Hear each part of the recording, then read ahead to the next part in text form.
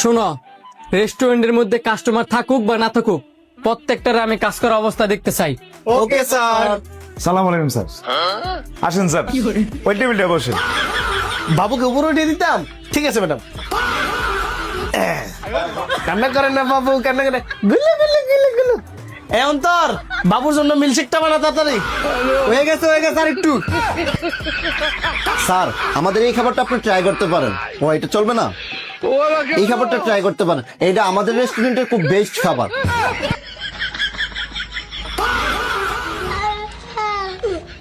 Sir, 13 নম্বর টেবিলের বিলটা করে দেন। अभी बदत है भाई, अभी बदत है। এ ধরো তোমার 20,000। এ ধরো তোমার 20,000। এ ধরো 20,000। এ ধরো 20,000।